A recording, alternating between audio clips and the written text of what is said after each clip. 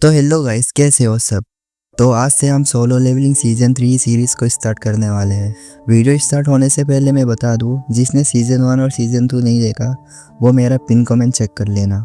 जैसा कि हमने सीजन 2 के लास्ट एपिसोड में देखा, जिन्बू एक रेड गन में चला जाता है और जितने भी उधर मॉन्स्टर होते हैं उन सबको मार देते हैं और लास्ट में बोलता है मेरा नेक्स्ट टारगेट कौन होने वाला है। उसके आगे हमें दिखाया जाता है एक बंदा डंजन के अंदर होता है और वो बहुत डर रहे थे और बोलने लगता है क्या हो तुम। तभी उधर फ्रॉस्ट मोनार्क आ जाता है और वो बोलने लगता है वो अकेला नहीं है, वो चालाकी से छिप रहे हैं, the fragment of brilliant light. हमें बताया तो नहीं जाता फ्रेगमेंट्स ऑफ ब्रिलियंट लाइट कौन है, उसको हम आगे देखेंगे। तभी उधर और एक मोनार्क आ जाता है। फ्रॉस्ट मोनार्क उसे पूछता है तुम यहाँ क्या कर रहे हो। यगमुंड, मैं तुम्हें इस टेरिटरी के बारे में जानकारी देने के लिए आया हूँ। तभी फ्रॉस्ट मोनार्क उसे कहता है तुम्हारा मतलब उस छोटे से टेरिटरी के बारे में जहाँ शैडो मोनार्क है। तुमने नहीं कहा था कि तुम उस जगह का ध्यान रखोगे। यगमुंड इसे कहता है ऐसा लग रहा है कि रूलर साउथ में लेगिया को रिलीज करेंगे और वो बोलता है मैं वो जगह ले लूंगा। तभी फ्रॉस्ट मोनार्क कहता है तब शैडो मोनार्क का क्या होगा। फिर यगमुंड कहता है कोई प्रॉब्लम नहीं होगी क्योंकि आर्किटेक्ट अपना काम करता है।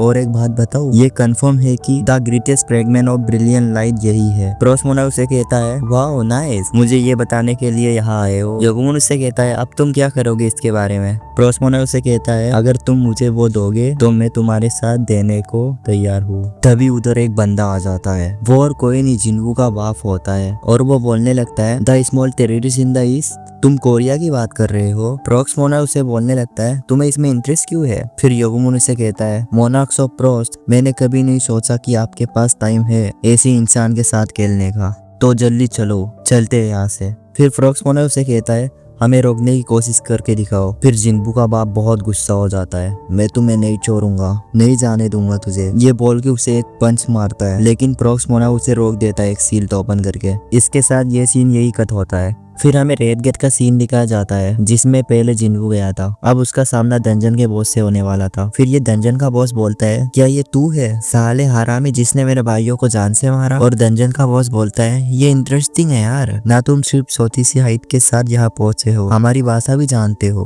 और बोलता है वो मेरे साथी कब से तड़प रहे तुझे मारने के लिए। और वो चिल्लाता है बाहर आओ मेरे साथियों, लेकिन कोई नहीं होता। जिन्बू कहता है ये मजेदार है। फिर वो अपना शैडो आर्मी बुलाता है बाहर आओ।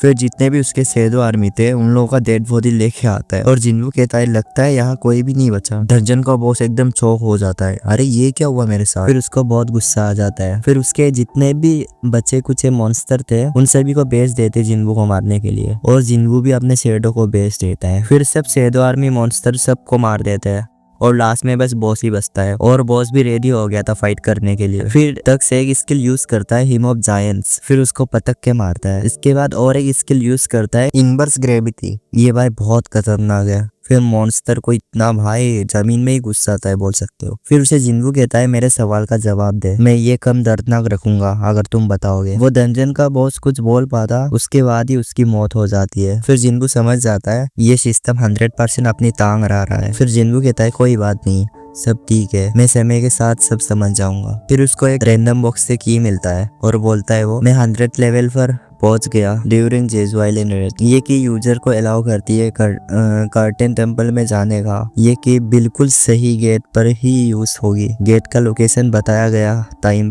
के बाद रिवील होगा और टाइम लिखा होता है 470 hours 6 minutes 52 seconds। फिर जिन्बू को पता चल जाता है ये की कर्टेन टेम्पल का ही है। जिन्बू कहता है मैं कभी भी कर्टेन टेम्पल पे नहीं भूल पाऊंगा, अगर भूलना चाहूँ तब भी नहीं। Double dungeon. फिर जिन्बू कहता है सिस्टम मुझे वही फिर से बुलाना क्यों चाहता है जहाँ से सब कुछ शुरू हुआ। चीजें बदल गई है, अगर शुरू से यही प्लान था, अगर इसलिए था कि मेरे वापस आने का इंतजार कर रहे हैं, in that case wait for me. जिन्बू कहता है मेरा वेट करो मैं आ रहा हूँ। फिर जिन्बू कहता है मैं आ रहा हूँ रुक जाओ। इसी के साथ ये एपिसोड यहीं पर खत्म होता है।